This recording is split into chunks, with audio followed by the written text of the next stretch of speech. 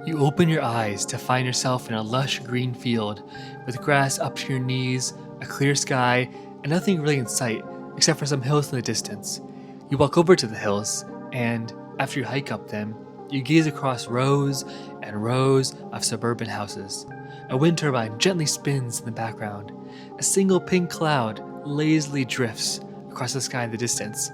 Not a single brick is out of place, not a blade of grass is too long, and curiously, not a person is in sight. You feel like you've been here before, but have no recollection of ever seeing this place. Simultaneously scared and comforted, lost and found, empty and full, you close your eyes and then wake up. I freaking love Dreamcore. Something about the hazy aesthetics, the almost real world, and the sense of impending doom just deeply satisfies me, and I could spend years exploring the place. But as I've gotten deeper into the Dreamcore rabbit holes, I've wondered, what exactly is Dreamcore? What are the psychological and anthropological reasons for being so cool and satisfying? Where does the nostalgia come from? And why did it suddenly pop up at the exact time that it did? So, get your dishes ready to wash, start your car for your drive to work, or download this podcast for a long run. Let's take a ride into your mind and explore the hazy, upside down alternate reality of Dreamcore. Just be sure to finish this video before 4:20 a.m. I'm Jake, and welcome to AnthroTalk.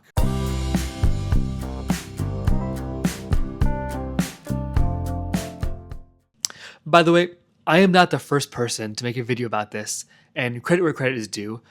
You'll find much better videos online about what Dreamcore is, but this video is focused on why it appeals to us and why it's popular. Let's get into it. So first I want to explore what Dreamcore actually is. If you're Gen Alpha, Gen Z, or Millennial on the internet, you've probably seen Dreamcore. I'm treating it as a noun here, the Dreamcore aesthetic, shortened to Dreamcore, but it could also potentially be, an adjective. Anyway, let's go to the Aesthetics Fandom Wiki and listen to their definition. So to quote the wiki, Dreamcore is a surreal internet aesthetic that emerged in the early 2020s, focusing on visuals inspired by dreams. Its imagery is often settings which can be computer generated or edited to evoke a dreamlike quality, using a bright, surreal, or hazy atmosphere to create nostalgia and comfort. While its settings are comprised of liminal spaces, these spaces can be edited to elicit a dreamy look. So you might have noticed that it's kind of related to weirdcore, but it's not exactly the same thing. According to the same aesthetics fandom, weirdcore, to quote it, for weirdcore, these images are constructed or edited to evoke feelings of confusion, disorientation, dread, alienation, and nostalgia or anemoia. So the difference being kind of that weirdcore is meant to elicit discomfort, while dreamcore is meant to elicit, quote, comfort and familiarity. But Dreamcore also seems to make people feel uncomfortable and comfortable at the same time. Both of them definitely have bright and hazy visuals. But, it's important to emphasize that Dreamcore is a loose collection of aesthetics, often overlapping or being mistaken for other ones like weirdcore, traumacore, or nostalgiacore. Anyway, let's get back on track. So, now we kind of understand what Dreamcore is. It's this aesthetic style that combines liminal spaces with dreamlike images. There are a lot of common elements that I see. So a lot of the images tend to be pretty simple and low resolution. Sometimes they're blurry or pixelated if they're fully computer generated, like in a game. And other times it looks like they were just taking an older camera. I don't know. They just look really low quality. Again, in a dream-like way. So really often you see imagery of houses like this one. Or this one as well. Houses are super, super common in Dreamcore. I would say they appear in probably 25% of all the Dreamcore images I've seen. It could even be something like a door or a room or a window. It doesn't have to be a house exactly. It's probably the most common element you'll see in these images, aside from maybe the sky, And you have to wonder why you see houses so often. You don't necessarily see houses in dreams, at least not proportionally more than you'd expect. Houses also aren't inherently creepy or anything. So why houses? Well, I think the reason for the houses ties into another common part of the Dreamcore aesthetic: no people or explicit signs of life. There's usually no people, no faces, sometimes no cars, but nothing to directly indicate the existence of people. And again, I'm trying to separate this out from weirdcore, which definitely has people in it quite a bit. But to contrast, you don't really see people in Dreamcore. So my theory is that this ties back to when Dreamcore became popular. I'll give you 2 hints as to what the time is. It was a time when we had a lot to do with houses, and also a lot to do with not seeing people. You probably know exactly what time I'm talking about, but we'll save that reveal until a little later. Most images also have blue skies with some clouds or rainbows or golden hour effect. Sometimes you'll see clear blue skies, and that can also make the image unsettling. This dreamy street is a good example of kind of the quintessential Dreamcore image that I'm talking about. It looks pretty fuzzy, pretty hazy. Everything is really well manicured. Like I don't see a single weed in this entire, in the entire complex. It's rows of houses, clear blue sky. They have like this kind of rainbow visual going on, and there's no people at all in it. So when I say Dreamcore, honestly, this is a lot of what I'm thinking of. Like an image just like this one right here. For the audio listener, just look up Dreamcore and you'll see it, or try to imagine what I'm describing. Finally, the aesthetic often has pastel colors. Like I said, it does often seem to have a golden hour or sunrise or sunset effect on it, with lots of purple, orange, and red. So now that we have a little bit better of an idea what Dreamcore actually is, I'll summarize it by saying that Dreamcore is an image aesthetic characterized by surreal, simple imagery, often including skies, houses, or hills, and often utilizing pastel colors, meant to seem almost real, but certainly something that one can encounter in a dream. It's time to investigate where it came from, why it's appealing, and why it became popular precisely when it did. So, according to the Dreamcore wiki, again, one I referenced earlier, the modern Dreamcore aesthetic really started with Gabrielle Traverse, I hope I'm saying that right, or Traversat, on Tumblr. They posted this image to Tumblr in 2018. So for the audio listener, it's like a series of maybe 3 hills and houses on each of the hills with like a fence kind of separating them and like a dirt path that ends in kind of a water tower in the background with the clear blue sky. It also kind of almost looks like 2D. Like it almost looks like each thing was pasted from a magazine almost, or kind of like a 2000s, kids TV show. It feels a little uncanny, a little strange, a little creepy, a little disorienting, but also familiar. It looks like I've seen something like this before, but it also just like looks kind of strange. It looks real, but also dreamy. And there's incredibly simple elements, clear sky, no people, no complex details, and it seems a bit fuzzy. And so a lot of these traits are found in other Dreamcore images that came after. This was certainly a pioneering image, and if they made a textbook about Dreamcore, this would certainly be in it. So now I want to go one step deeper. 2 of the main things associated with Dreamcore are dreams, of course, and feelings of nostalgia. But what specifically are those? So to start with dreams, first of all, I think that dreams are fascinating.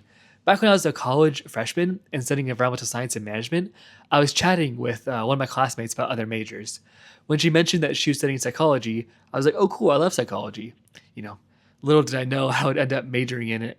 But anyway, we were talking, and I was like, yeah, if I was a psychology major, then I think I would like to study dreams. And that's still true. I think that would be fascinating.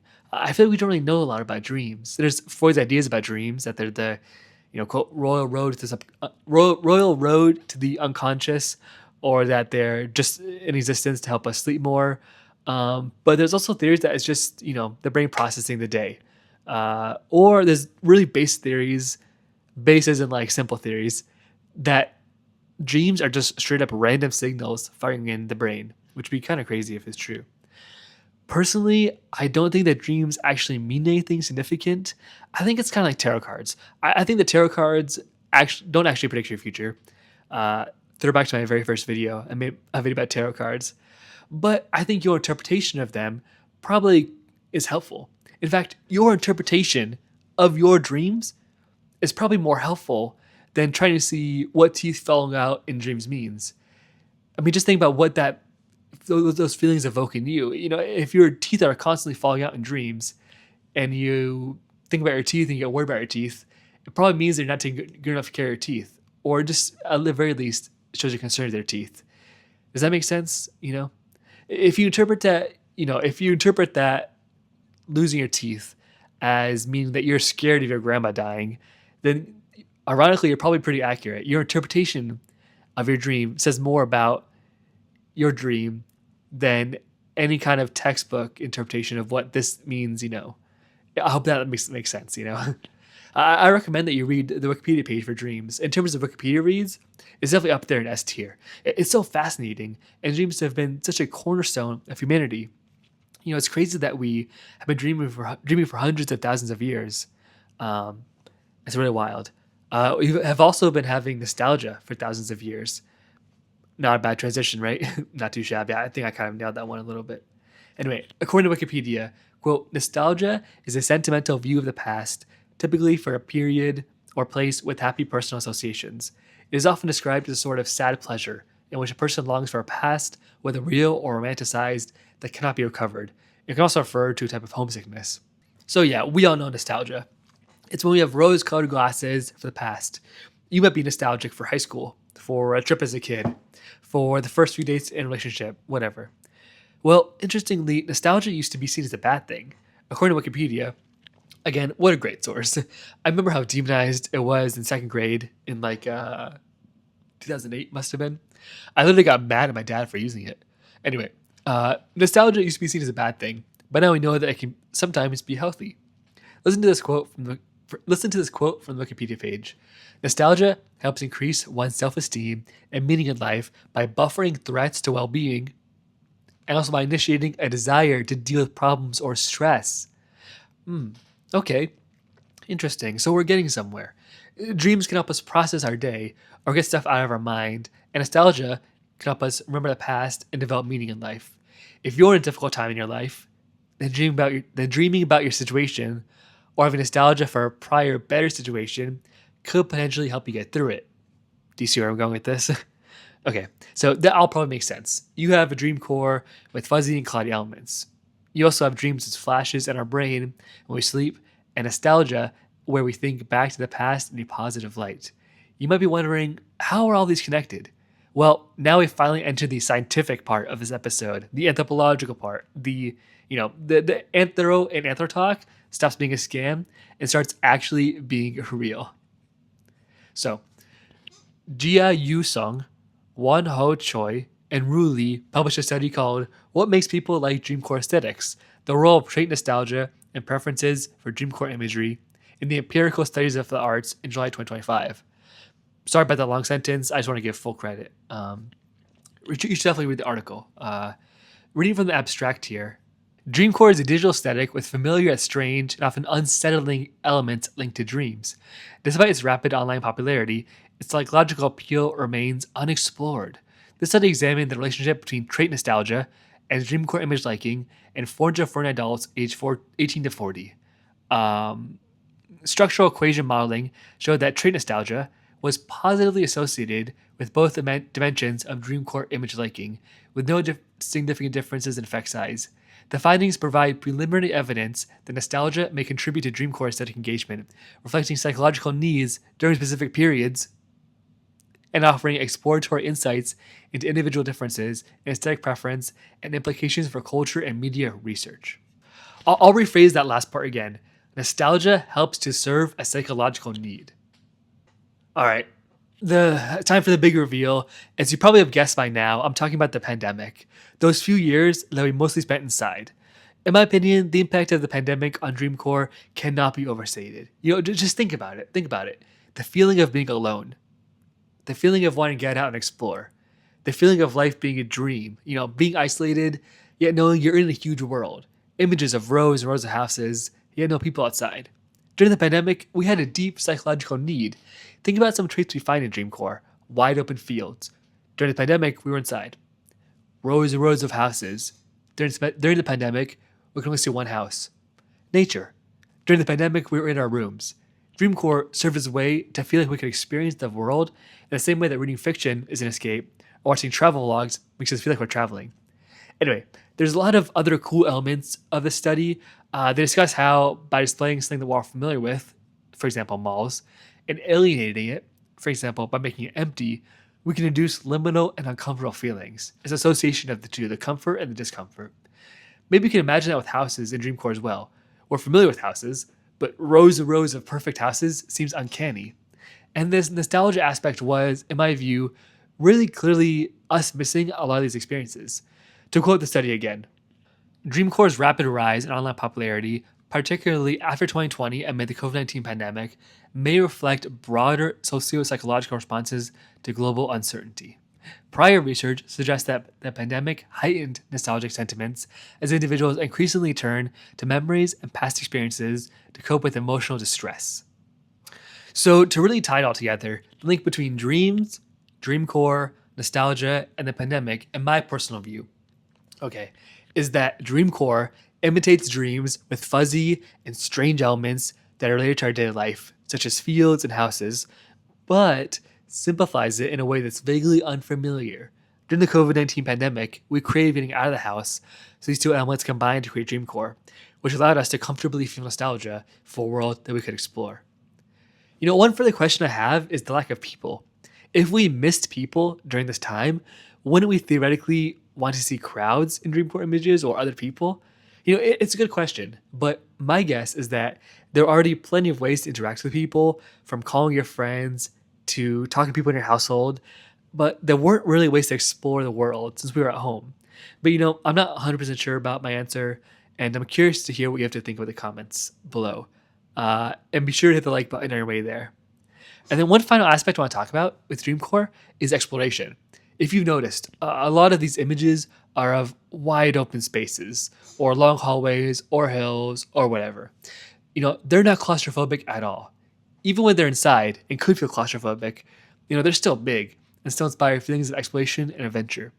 If I could do a study on Dreamcore, then I would guess that people like to explore wide open spaces would have a higher appreciation for Dreamcore. But that's just a guess. Okay, wrapping up now. On this YouTube video called The Psychology of Dreamcore Explained, uploaded in 2023 by Poi, P-O-I, he goes into detail on the depth of psychology. That's not what I meant to say at all. He goes into depth on the psychology of Dreamcore. It's an interesting watch. I recommend you check it out.